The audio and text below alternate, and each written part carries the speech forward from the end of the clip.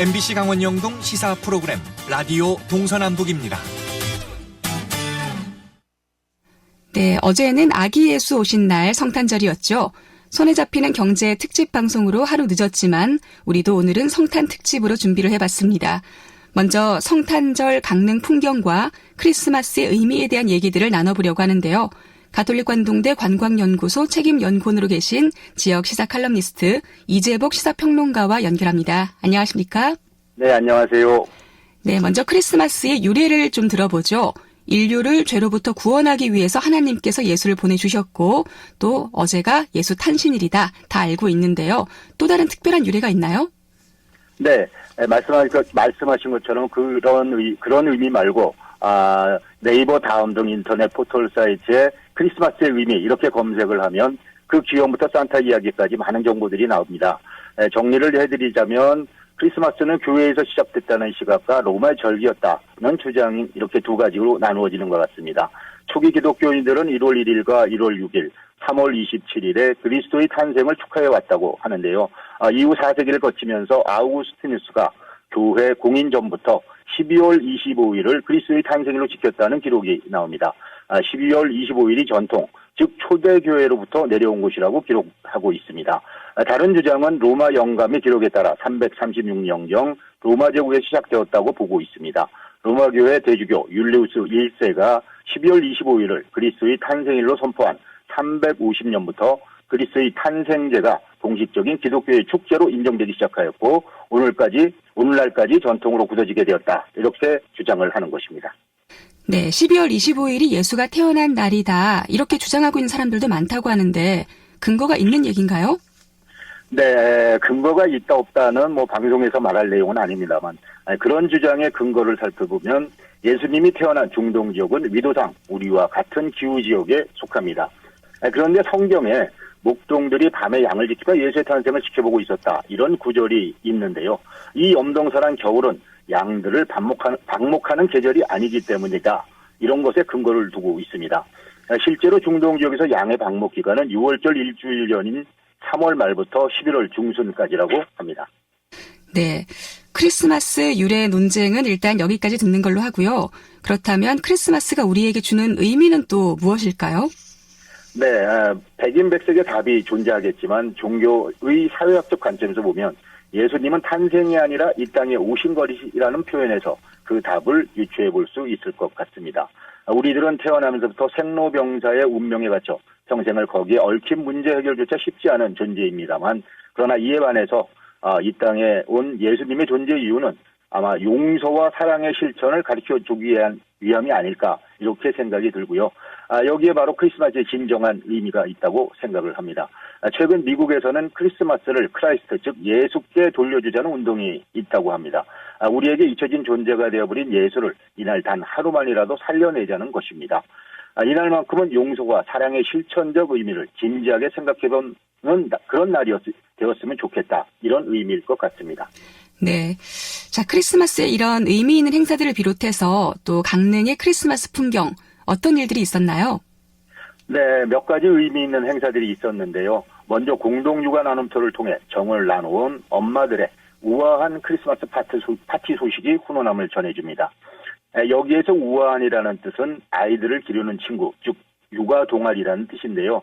강릉시 건강가정 다문화 가족지원센터가 지난 23일 옥천동 센터 3층 대강당에 모였습니다. 공동육아 나눔터 1호점과 2호점에서 품앗이 활동에 참여하는 26개 가정 엄마들이 각자 음식을 만들어 다른 품앗이 가족과 나누며 자녀 양육의 정보를 나누고 아이들에게는 크리스마스 추억을 선사하는 모임이었습니다. 같은 날 강릉종합자원봉사센터는 주식회사 진주코리아 후원의 원단을 가지고 디자인 스토리 봉사단이 제작한 아동용 잠옷 443벌을 강릉시 지역아동센터 협의회에 크리스마스 선물로 전달해 산타 역할을 톡톡히 했습니다. 네, 불우한 이웃들에게 온정을 전해주는 그런 소식도 있었죠? 네, 그렇습니다. 지역관 내 사회단체들의 정성 어린 온정의 손길은 올해도 변함이 없었는데요. 옥천동 지역사회보장협의체가 이불을 비롯해 어린이가 있는 가구에 크리스마스 케이크를 전달을 했고 강남동 새마을협의회와 새마을분여회도 강남동 주민센터를 방문해 관내 경로당에 전달해달라며 250만 원 상당의 과자 세트 백상자를 기탁을 했습니다. 또 강릉의 정상도민회원 20명은 강릉시 자원봉사센터와 연계 강남동 관내 취약계층 4가구에 연탄 250장씩 총 1000장을 나눔 봉사를 했습니다. 네, 그런가 하면 또 어려운 소상공인들을 위한 뜻깊은 행사도 있었다고요. 그 소식도 전해주시죠. 네, 소득 주도 성장과 소비 침체, 수출 감소, 가계부채 급증 등 우리 경제의 불확실성이 지속되고 있습니다. 또 최근엔 아래 공포라는 디플레이션 우려 등 경제 위기의 여파로 생존이 힘겨운 소상공인들을 위한 크리스마스 마켓 행사인데요. 지난 23일부터 오는 29일까지 강릉 등 도내 주요 도시에서 열리게 됩니다. 이 행사에는 소상공인, 특성화고 창업교육센터, 전통시장 등이 참여를 하고요. 그런 행사인데 일종의 강원 세일 페스타 그런 이벤트라고 보시면 되겠습니다. 작지만 가치 있는 소상공인 제품 홍보 판매로 상생과 공존의 문화를 확산하자 이런 취지입니다. 강릉은 주문진 시장 행사장에서 지난 24일 열렸고 오는 28, 29 양일간 다시 열릴 예정이라고 하니 가족과 함께 행사장 둘러보시면서 필요한 물건도 구매하시고 홍제도 드시고 추억도 만들고 하셨으면 좋겠습니다. 네. 하지만 반대로 또 누군가에겐 기억하고 싶지 않은 날일 수도 있는데요. 작년 이맘때 일어났던 경포 펜션 가스 누출 사고 피해자들이 그럴 것 같습니다. 한번 짚어봐 주실까요? 네, 그렇습니다. 그 말씀을 드리기 전에 인공지능 빅데이터가 분석한 크리스마스와 연말 하면 연상되는 단어들과 여행 코스 이런 것들이 있는데요.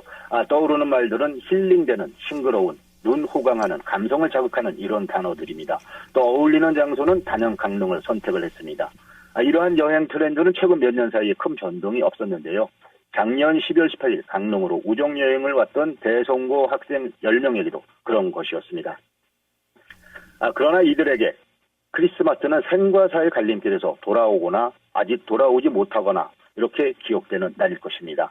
10명의 친구 중 집으로 돌아가지 못한 3명은 여전히 19의 나이에 머물고 있습니다. 나머지 7명은 막 20살 성인이 되었지만 여전히 가슴에 응어리를 하는 채 시간이 그날에 멈춰져 있을 것입니다.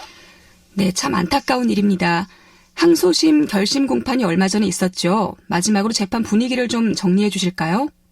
네, 지난 17일 춘천지방법원 강릉지원에서 강릉 펜션 사고 항소심 결심 공판이 열렸습니다.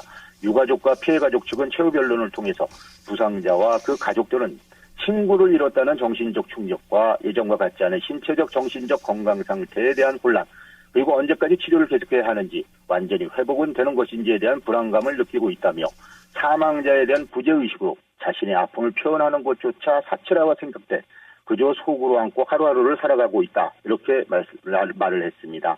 그러면서 사고 재발을 위해 엄정하고 준엄한 법의 심판을 내려달라고 했습니다. 네, 올 한 해도 내 삶의 가치와 기준이 여전히 크고 작음, 많고 적음에 얽매이고 갇혀 시간을 허비하지는 않았는지 그렇게 돌아보는 연말이 되었으면 좋겠습니다. 네, 오늘 세상보기 시사 칼럼니스트 이재복 평론가와 함께 이야기를 나눠봤습니다. 고맙습니다. 네, 감사합니다.